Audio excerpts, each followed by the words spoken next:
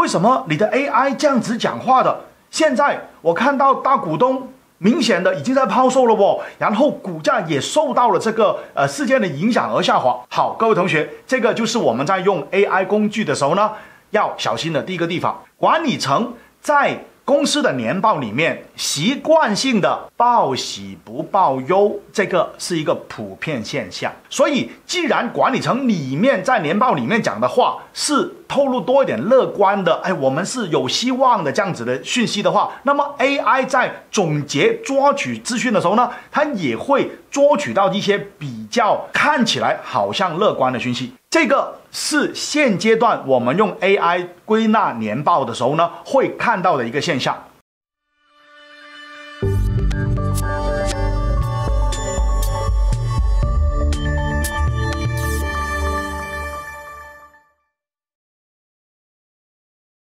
Hello， 各位同学，你们好，欢迎回到陈建老师的频道。我们本集的视频呢是 AI 在股市里面的应用教学，有一些蛮重要的东西呢，要跟我们的观众朋友们讲一讲的。尤其是已经开始使用我们的 Value Farm APP 免费版本里面的人工智能分析年报跟分析季度报告的功能的用户朋友们，要特别注意了。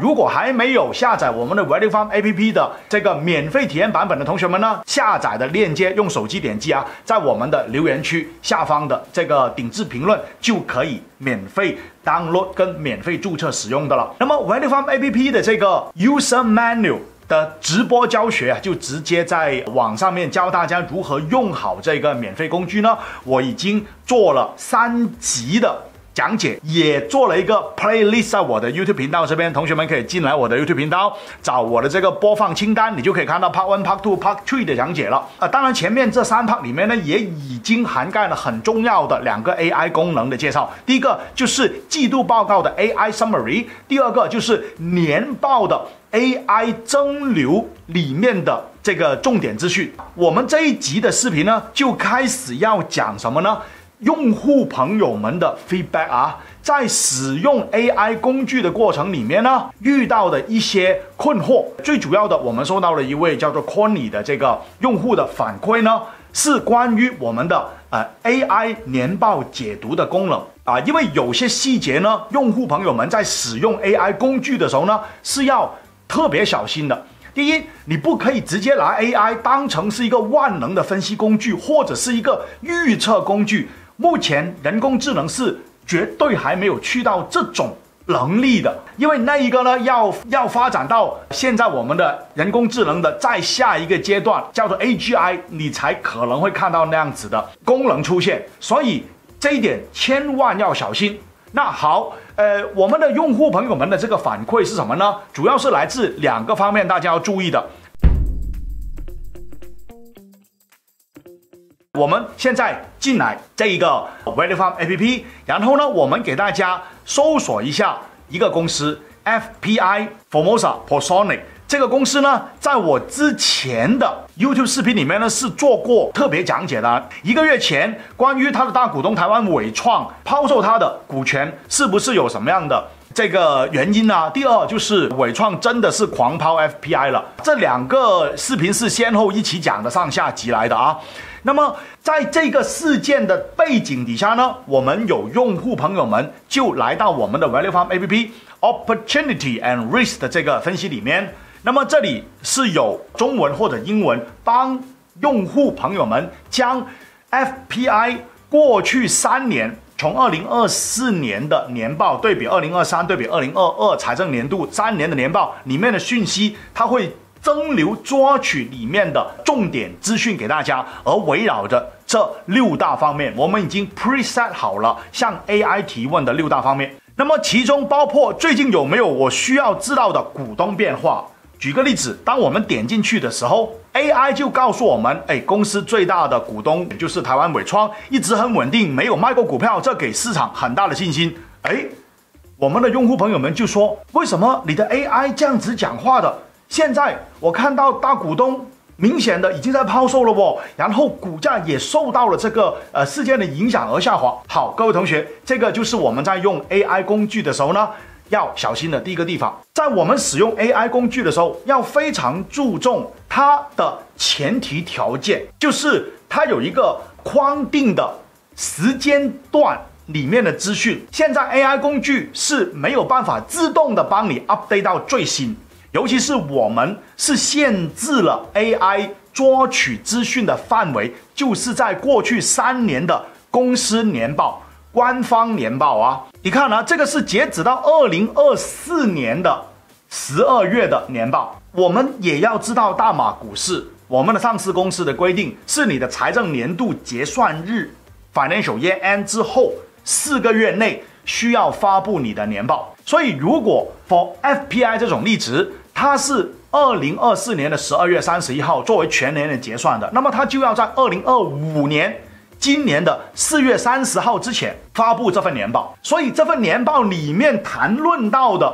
就是那个当时候 up to 的时间，就是2025年的4月30号。而那个时候伟创在台湾那边是还没有宣布要出售这个 FPI 的股权的。伟创在台湾的股东大会那边宣布要出售 FPI 的股权是5月份的消息，然后到6月份我们就开始看到台湾伟创真的抛售了 FPI 的股票，开始卖出一部分在公开市场上面，然后之后就造成了投资者看到FPI 的股价真的是一直被抛售下来。但是它出手卖出的这个时间呢，你再看回我们1个多月前给大家做的这个视频的讲解，它是在4月30号过后的，所以年报的资讯就没有办法 AI 自动帮我们更新4月30号之后的最新新闻的。因为第一，你还没有年报嘛，除非你再另外调试一个 AI 工具，是可以帮你去捉取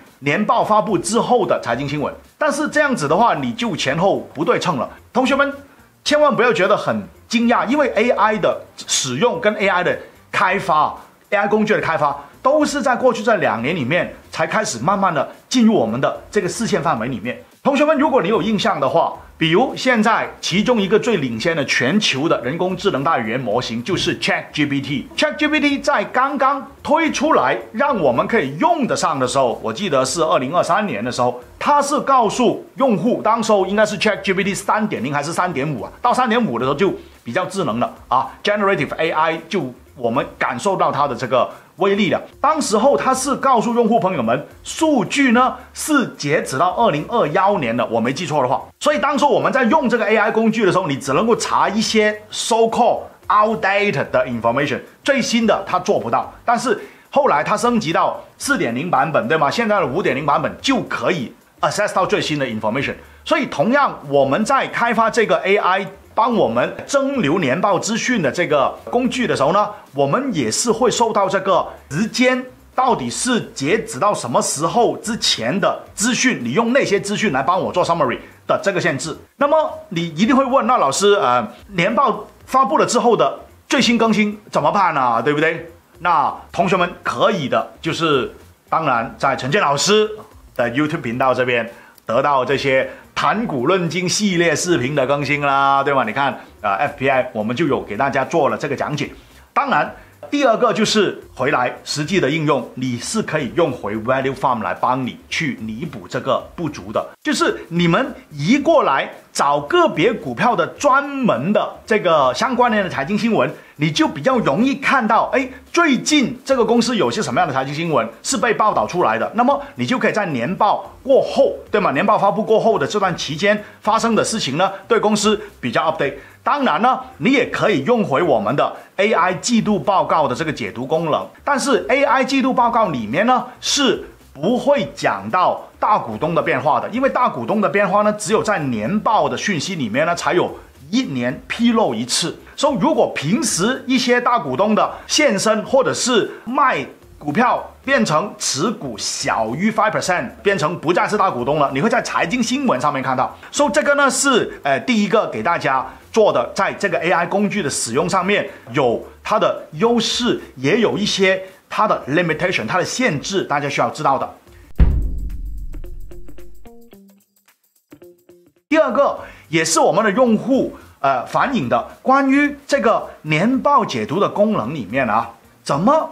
好像看多几个公司的话呢，管理层的这些讲法，或者说是管理层我们可以提取到的管理层的这些看法呢，都会比较上的乐观。这一点的话，也是我们在使用这个 AI 工具去总结归纳年报的时候呢，我们要注意的。公司的管理层每一年在年报里面向股东们去汇报我们的生意经营的状况，对吗？请问同学们，我们也交换位置来思考啊。如果你是公司的 chairman， 你是公司的 CEO， 你会希望跟股东讲多一点好消息，还是讲多一点坏消息呢？管理层在公司的年报里面习惯性的报喜不报忧，这个是一个普遍现象。所以既然管理层里面在年报里面讲的话是透露多一点乐观的，我们是有希望的这样子的讯息的话，那么 AI 在总结抓取资讯的时候呢，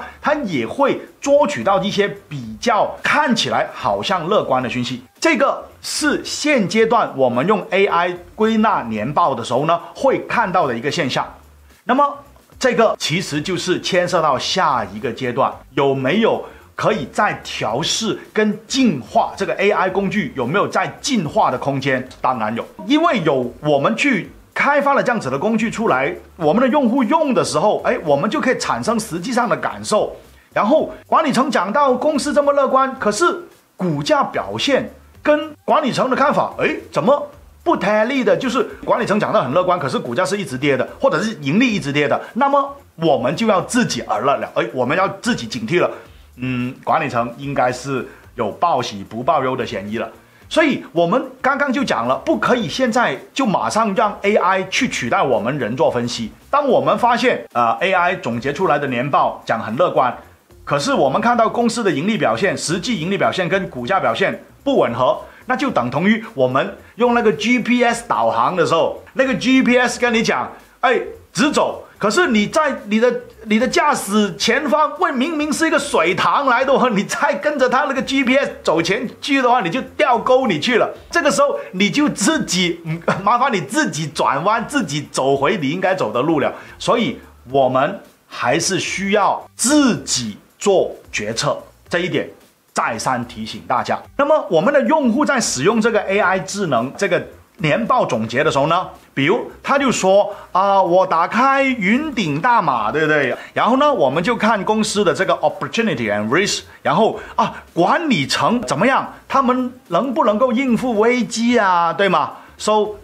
AI 的这个总结好像是管理层做的很好哦，对吗？然后我的这个用户也是我们的忠实观众朋友们就说，老师，你3个月前有做一个关于云顶大码的讲解关于这个暗度陈仓的这个情况为什么管理层没有在年报里面讲的呢？那么这个刚刚我已经反问过大家了。那如果管理层在一些收购动作上面自己是有一些小心思的，那他怎么可能会在年报里面跟各位小股东们讲得这么清楚呢？就能够带过就带过，那肯定的嘛，对不对？所以关于公司的一些真正的动作，就是它是所有的企业动作，它背后的真正意图呢，可能管理层会有一套的说辞。那我们有独立思考、独立判断能力的投资者，我们也可能会有不一样的看法，不一定完全认同了嘛。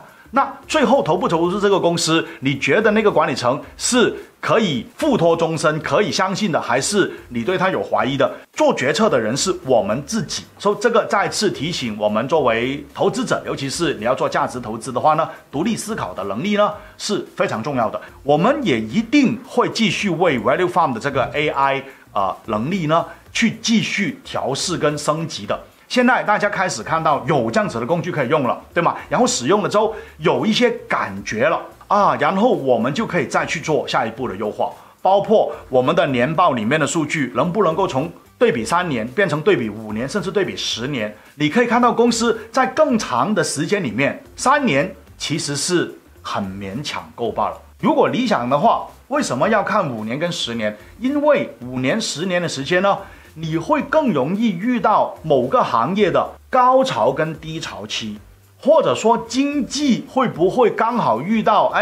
COVID-19 的那种情况，发生了经济衰退啊，在经济周期的时候，你就可以更好的看出公司经历这个风浪的能力，管理层带领这间公司在行情不好的时候有没有能力应付得好。其实你会评估的更加的完整的，这个东西在未来其实就是我们会去强化的一个方向。现在先给大家用到的是一个很初步的功能，希望大家会继续给予我们的 Value Farm APP 更多的这个鼓励，对吗？给我们更多的支持，转发转告你身边的亲戚朋友，有投资马股的朋友啊，原来这个工具呢，已经可以让我们在马来西亚股市里面呢，使用得到 AI 的能力，去减轻我们做股票分析的那个压力，提升我们的效率了。这个工具还会不断的进化，让你们越用越好用。那有大家更多的用户的参与，给我们的 feedback， 给我们的 user 的那个数据啊，我们才可以投入更多的资源呢，将这个工具呢，让它继续进化做好的。好吗？所以我们本集在人工智能的这个功能讲解上面呢，就给大家带来关于学员在真实使用上面的一些感受对比，以及我们要注意的事项。希望同学们对你们会有所帮助。那么我们本集的节目就到这边，下一集继续为大家做更新。谢谢收看，拜拜。